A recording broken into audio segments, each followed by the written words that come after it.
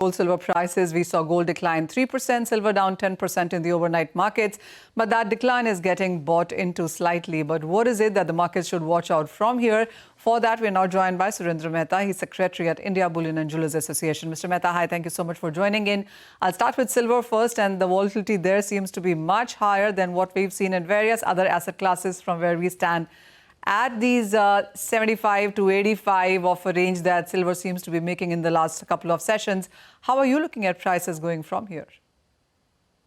First of all, we'll have to understand that silver will remain very volatile for a few more days. In fact, the next week is a holiday week. Monday, US markets are closed. China markets are closed for next 1 week because of New Year.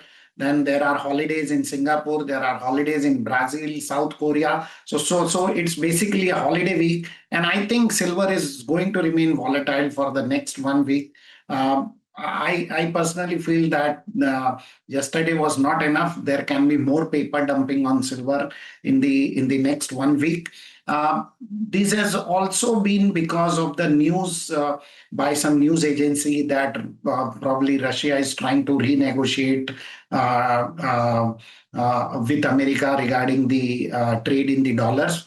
But anyway, I don't buy with those news because they are only considering and there are no confirmation from Russian side on this. So when you say there's more profit taking coming in for silver, what kind of levels are we looking for then in the worst case scenario on the lower side? In the worst case scenario, I think $64 it can see again, maybe between $64 to $68.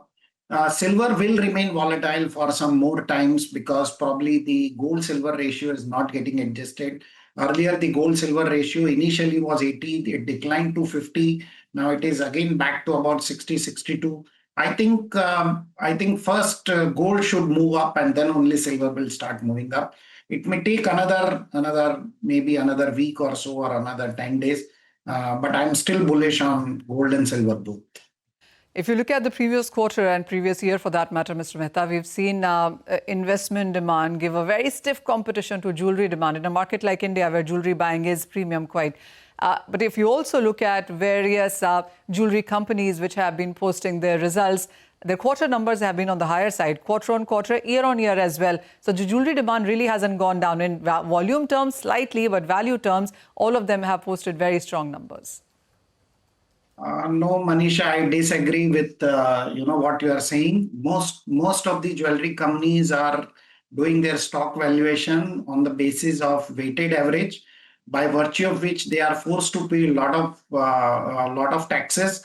And I think it is only the accounting issue because of which they need to pay more taxes. The volume, in fact, has gone down. Because of the rise in prices, the value-wise, the turnover are seeing much higher. But overall, let me tell you, the market is in a very, very bad shape. Unorganized sectors are seeing drop of almost 60% in their sales. Organized market, in my opinion, should be seeing about 25% or 27% drop in their sales. This you are saying in sense of what? I don't understand why share prices of these companies are going up. I think equity analyst would be a better person to answer. How are you looking at the jewelry demand gaining from here, though? Because we've seen prices come nicely off from its all-time highs. And then you have a Valentine and a Women's Day and Gudi Padwa, Akshaya Tritiya, all of that coming in the next 2 or 3 months. Would you say some buying could come in because of these correction in prices? Yes, the buying could come in. Probably if the gold prices remain stable, then only buying is possible. If the gold prices continue to be volatile between 140,000 to 180,000, then at that point of time, consumer keeps waiting for prices to further fall or to further increase and he stops buying at that moment. We have seen a lot of buying happening at 180,000. But after 180,000 rupees, the gold dropped in India to 138,000 and buying suddenly stopped. Now people are waiting. If the prices get settled near 155,000, I think a good buying opportunity or a lot of customer will come out in the market to buy the gold during this Valentine's Day and other festivals. Just matching numbers here then, Mr. Mehta, if you look at the ETF buying as well, and most of the ETF buying, all of the ETF buying that India does is backed by physical gold and silver therein. So there have been various numbers doing rounds on how we bought nearly 100 tons via ETFs in the month of January, while silver, of course, was much higher. Would you say investment demand, whether it's physical, bars and coins, and then plus ETFs, seems to be right now stacking higher than what jewelry is done? I think people are understanding with the no almost zero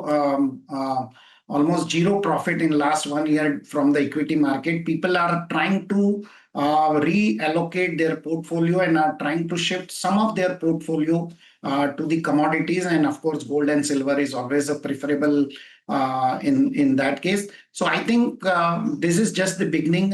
What we are seeing is a lot of investment demand coming through an organized sector like ETF and digital gold. I personally feel that 24,000 crore was just a number for January. We might see more and more ETF demand, gold ETF demand coming in the year 2026 and 27. All right, absolutely. One final question then, Mr. Mehta, and this is on the prices. You said buying on dips still is a good strategy when it comes to gold and silver. So what's your sense on where could we be closing this calendar year 2026? I still think that $5,900 to $6,100 gold will be an achievable target. Of course, one has to be ready with 10-12% correction at all points of time in respect of gold. And for silver, my target for 2026 is between $155 to $165. Of course, get ready for correction, maybe 15 to 20%. At any point of time in between. $5,900 an ounce for gold and $150 to $175, did you say? $155 to $165. $165, all right. Wow, okay. We'll keep watching out for these prices Absolutely. only all this year. That's going to be our goal. But thank you so much, Manisha and Mr. Mehta, for joining in today with your take on precious metals and the outlook going forward. Time for a break. When we come back, we'll connect with the management of Biocon Biologics to decode their Q3 numbers. Stay tuned for that.